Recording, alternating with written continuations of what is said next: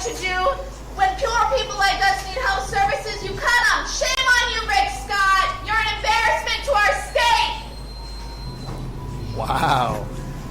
All because men and women can now live together. I don't think that was what she was saying. I'm pretty sure it was. She didn't say anything about it. Yeah, she's that's like, pretty now much that what it I can was. shack up with a man, I'm going to get pregnant, and you just allowed me to shack up with a man without being married, but yet you're trying to take away my abortion privileges.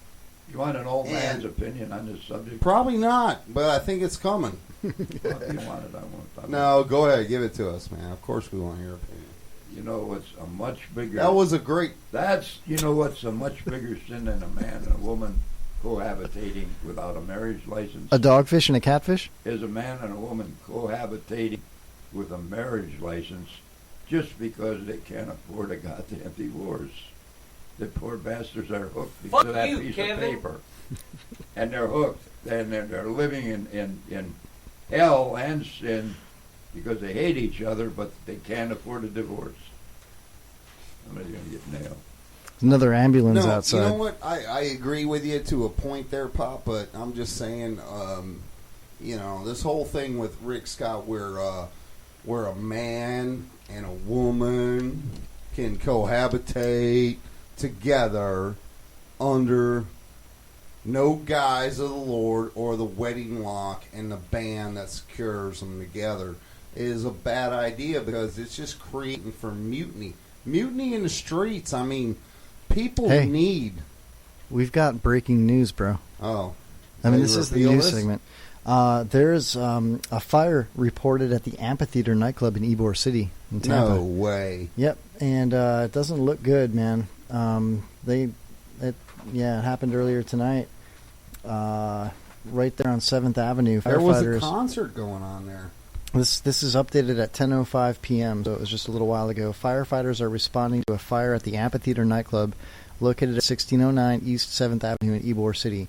Firefighters believe the fire started on the roof. The roof is on fire! That's horrible, dude. Tampa police have blocked off 7th Avenue East between 15th Street North and 17th Street North. Pedestrians in the area were evacuated. An employee at Hamburger Mary's, located across the street from the amphitheater, not to be confused with Cheeseburger Larry's, said police told them to get patrons off the balcony facing 7th Avenue just in case there were any explosions. There are no reported injuries, so that's cool.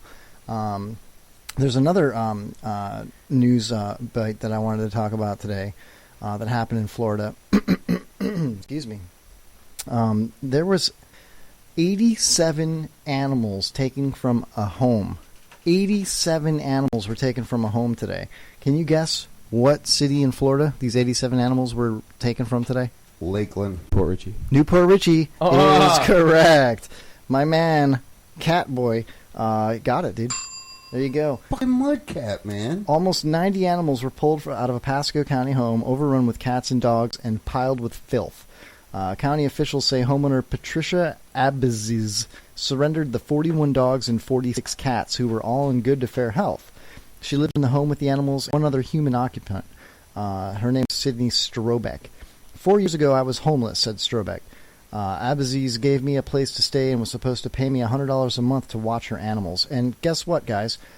That's not a house. That's a single-wide trailer, dude, with 87 animals, dude. You know, a trailer can be a house. A trailer can be a house, but that's like a 400-square-foot structure, dude, with 87 animals in it. That's ridiculous, man. She added that when she moved into the home, there was only about 5 cats and 5 dogs, but as the years passed, that number just kept climbing. They just kept inbreeding and expanding. Photos of the interior of the house show feces and puppy pads all over the floor. Animal services say that both Abiziz and Strobeck were cited for animal cruelty. As for the animals themselves, they were taken to Pasco County Animal Services and to the Suncoast Animal League. Some have already found new homes, while the rest will be waiting for future owners. Quote, "We're getting them all vaccinated, getting them sterilized, and then we're offering them up for adoption," said Animal Services manager Mike Schumate. So, if you're looking for an inbred cat or dog, definitely hit him up. You know, I'd like to say what a bunch of bullshit I think that is. That woman, these people had all the rights to have as many pets. It was their house. I don't know about that many, dude. That's almost 100. So what, man? So what? I love cats. Look at my Facebook site. Do you hate love cats. 47 cats in your yeah. in your living room, dude? Maybe, yeah. I don't know, man. That's a lot of animals, but dude. who cares? Who are you to say how many cats I can? Well, love because at you one can't time? you can't physically facilitate that many animals in good health, dude. Even it says that they were in good health. Why I mean, can't I? Why? because they're poop and pee everywhere, dude. So I'm a good pooper and cleaner upper peer man guy. I don't think you are, dude. I don't think you're that good. Well, listen, I don't think it's the government's right to come in and tell me how many animals I can own in my 400 square foot mobile home. If I want to have 86 pets, maybe Governor Scott should come up with a new law that abolishes how many animals you're allowed to have. Jay is talking from his heart. If PETA or Humane Society or all of them checked me out, Jay would be arrested for animal cruelty. If I was a horse, he'd have to have me shot. Absolutely, If I was a dog, he'd have to have me shot.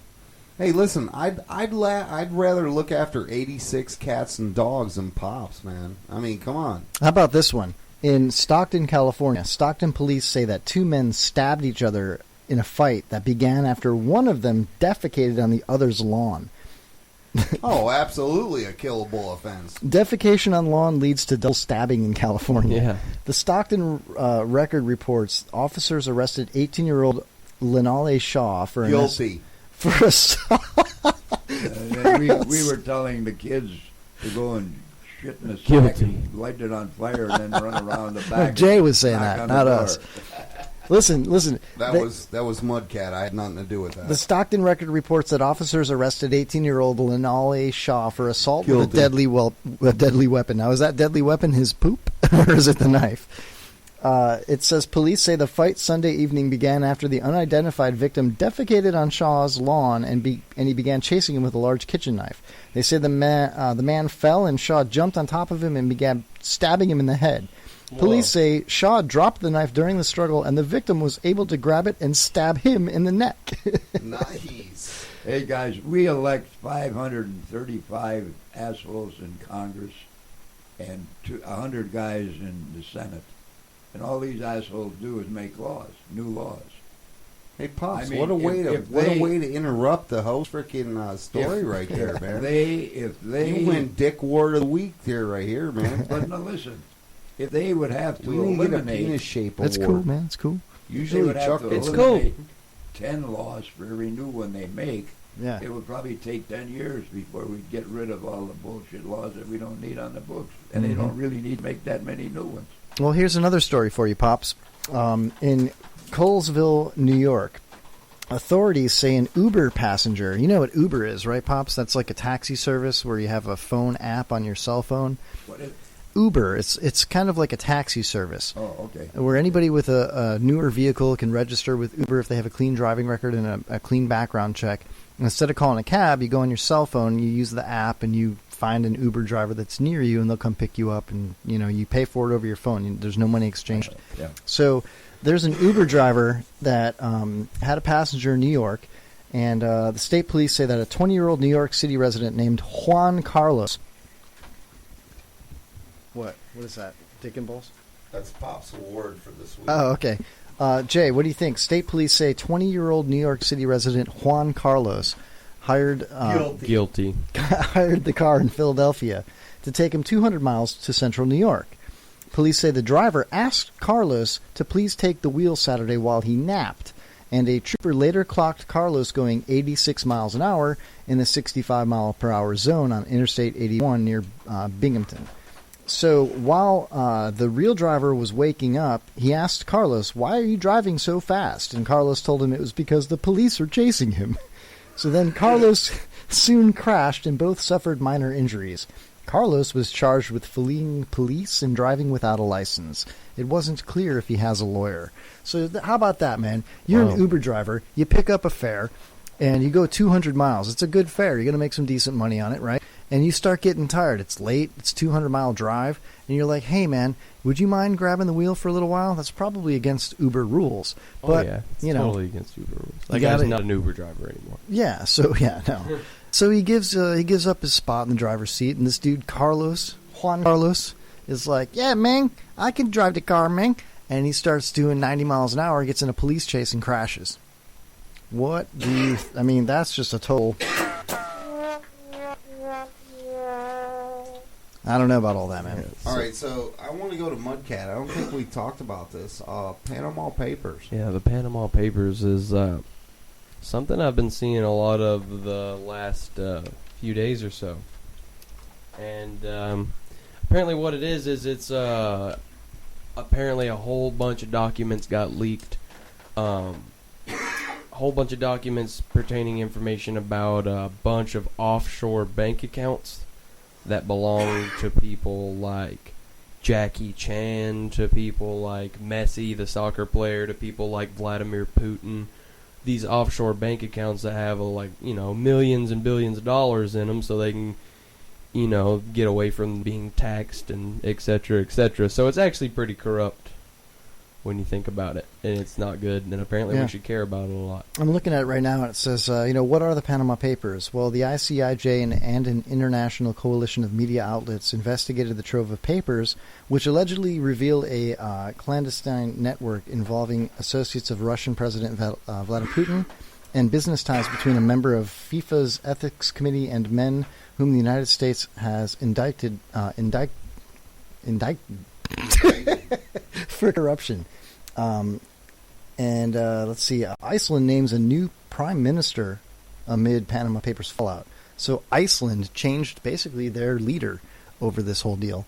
Why do they call them the Panama Papers? Well, there's more than 11 million documents which date back 4 decades, and they're all allegedly connected to a Panama law firm, Mossack Fonseca. And the reports that the firm helped establish secret shell companies and offshore accounts for global power players.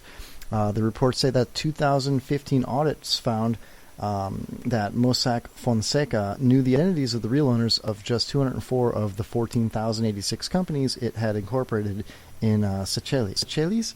Seychelles? How do you say that? An Indian Ocean archipelago often described as a tax haven. These are a lot of big words that I am having a hard time reading and pronouncing. A, because my glasses are fogged up because it's hot as balls in here, and B, because I'm not very knowledgeable. Anyway, well, pretty much anything with legal lawyers and breaking the law is hard to interpret and read. Yes. Well, pretty much. Any article written by Goldberg or Sandberg, I have a tough time understanding. So I'm just saying. So let's run down it really quick. I'm not very knowledgeable.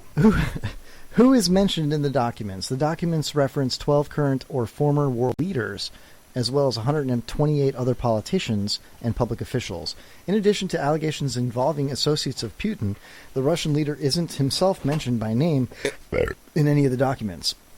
And the papers also accuse the Prime Minister of Iceland of having ties through his wife to an offshore company that were not properly disclosed, while Argentina's president is alleged to have failed to disclose links to a company in his asset declarations. So basically, people are hiding money over there. To get away from taxes and stuff like that. Yeah. Oh, but don't worry, Bernie Sanders is going to come in and avoid all this. He's going to tax all the rich at 90%, and all this stuff here isn't going to happen again. Right. Unless their bank accounts are offshore. Well, which is why they're doing it. Hey, yeah, let's. If you buy that condo in Lebanon, I'll give you 2 other ones for free. All right, well, listen, let's skip through how the accused have responded, and let's skip through how... let's talk about the Republican Party and what's going on, the corruption within. Hold on. Let's get to this last part here. All right. I'm not worried about how they got the documents right now. I'm going to keep it short. But what are the consequences of this leak? They say the biggest consequence of the leak is the massive blow to secrecy, the biggest selling point of offshore tax havens. The offshore world really only has one product, and that is secrecy. And when you take away that product, they don't have anything for sale. For years and years, they've been getting away with the secrecy. And we're also seeing in the documents that every time the governments and the authorities try to crack down, they're finding new ways to get around those obstacles or barriers. So is this maybe a planned thing that they did it on purpose so that there could be a new world order or a global monetary, it's like a... It's part of it. Am I part calling of that out right now just because I'm so part of it. knowledgeable? It's part or- of it, dude. I hope this